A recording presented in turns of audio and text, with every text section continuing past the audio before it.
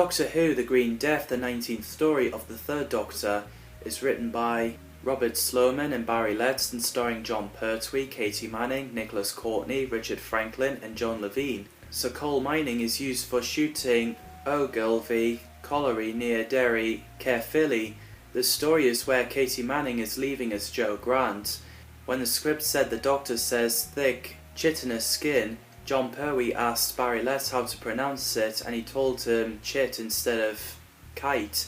So then after part 4 was released, Barry Letts got a letter saying the reason I'm writing is how to say kitten. Barry wasn't happy with colour separation overlay effects that's used in the Haven scenes. So the story begins at the Glamorgan County Clanfair Park. Ted, who's in the mine, seemed pretty scared as he's been infected with those chemicals. Jocelyn Stevens does a speech about a new process that will greatly expedite their production of oil after the National Coal Board had to close down the pit because of the coal's dwindling industrial promises. Some crowds cheered and some protested, and Professor Clifford Jones didn't seem to like that. Apparently he's a troublemaker, as what they say. So at Unit HQ, the Doctor wanted to visit Metabolus 3, but Jo protested, and I love her being rebel to the Doctor and Brigadier as she wanted to meet Cliff, so Brigadier gave her a lift. While the Doctor arrived in Metabolus 3 with some fantastic effects, he gets attacked by random creatures and disappeared away in the TARDIS with the crystal. Jo goes into the room where Cliff is working. We get a funny moment where Cliff is annoyed with Jo's clumsiness, but they got on in the end, until she thinks Cliff is being thoughtless, so she left. Brigadier questions Stevens and Hinks, but left after the Doctor finally arrived. The bit where Stevens said to Hinks that nobody goes down to the mine with a drumming music was pretty unsettling.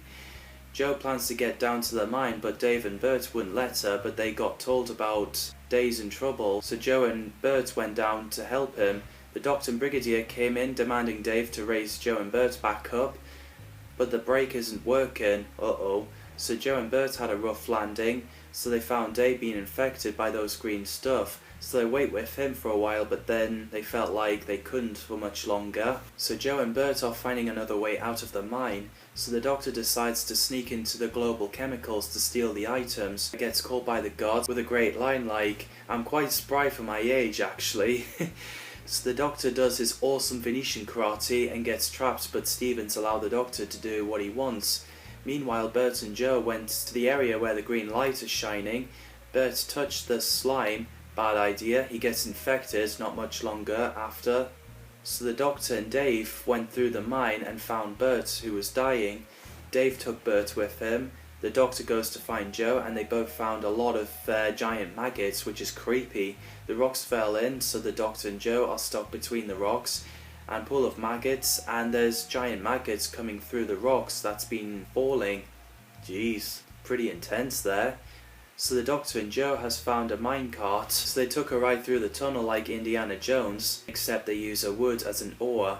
Meanwhile, Ralph, who's been mind-controlled by the boss, is spilling those slimes to the tunnel where the Doctor and Jo are. Elgin gets Ralph to resist and save the Doctor and Jo.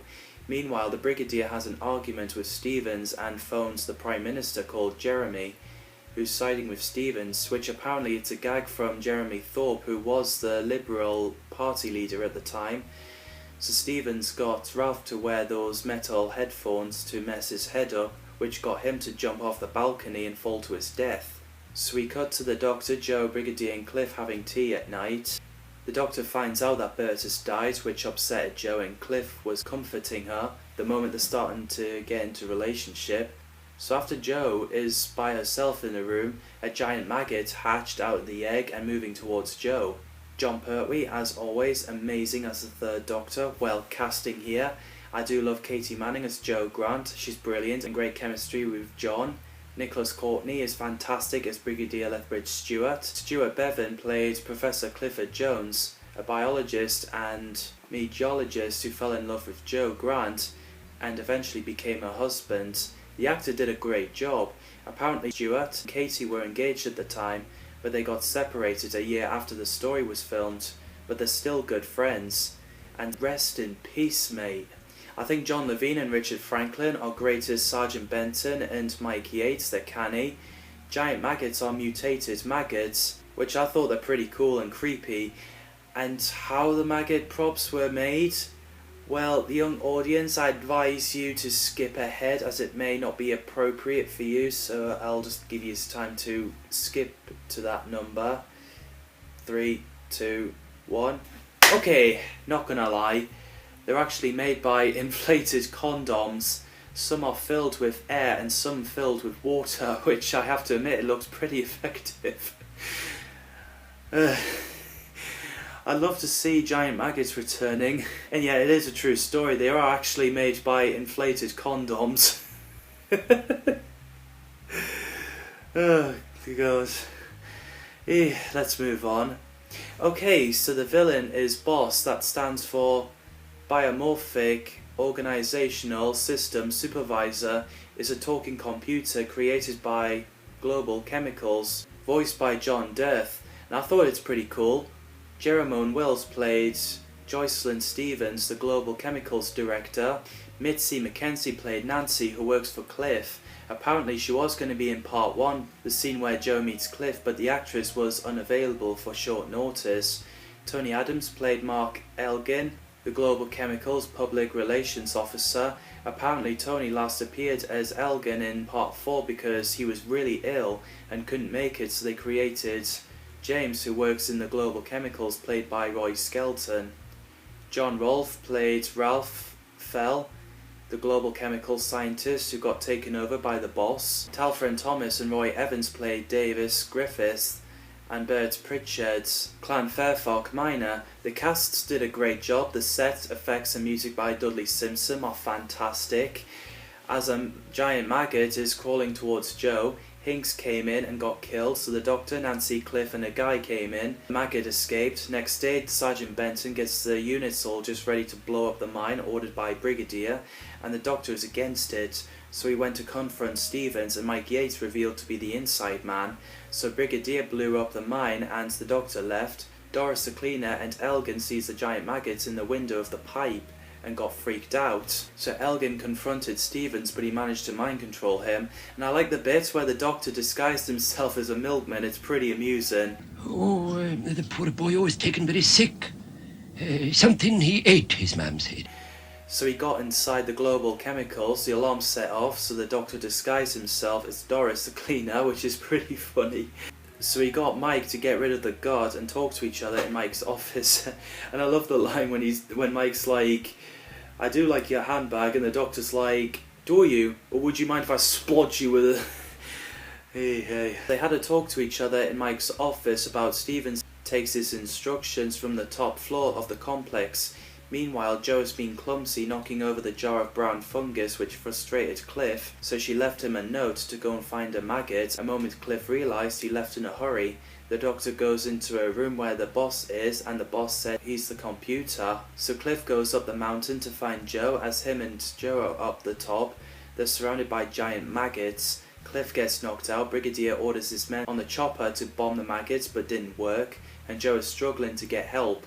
Meanwhile, as the doctor questions the boss, he finds out he's responsible for the polluting chemical process.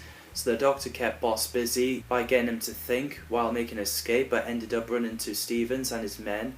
So the doctor wore those metal headphones, but managed to resist it. So after he got out, we get an amusing scene where he did Venetian karate on Mike until he found out it was him.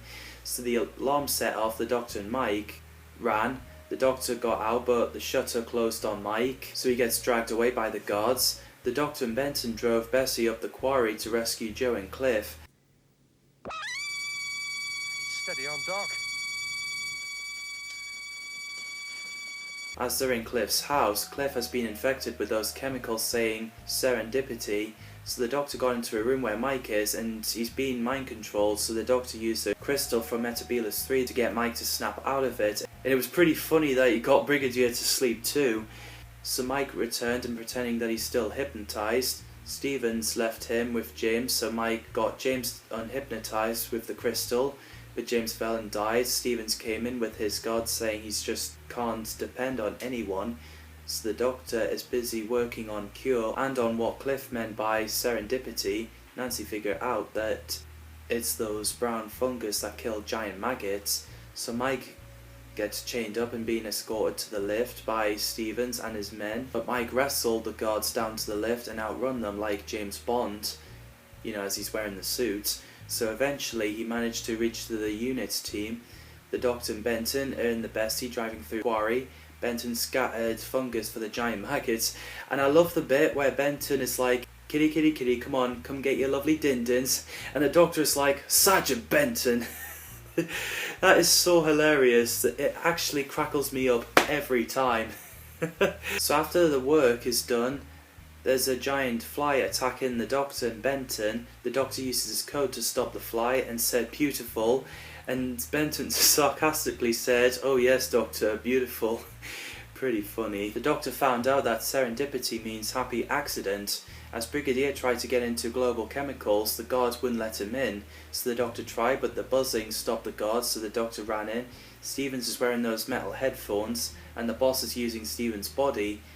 The Doctor got in and used a crystal to get Steven to snap out of it.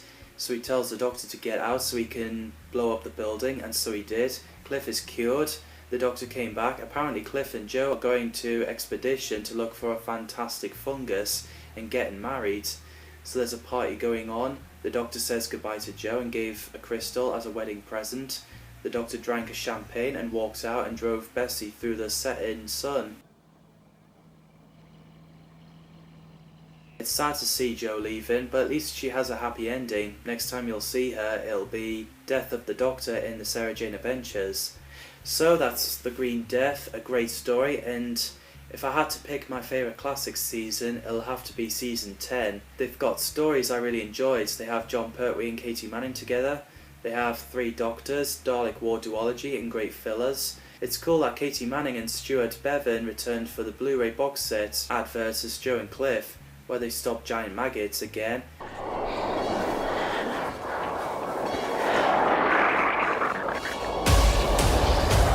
A lot of awesome stuff they have on those Blu-ray box sets. So, what did you think of The Green Death and Season 10? Drop your thoughts in the comments down below. Thanks people as always for watching, and see you in the next video.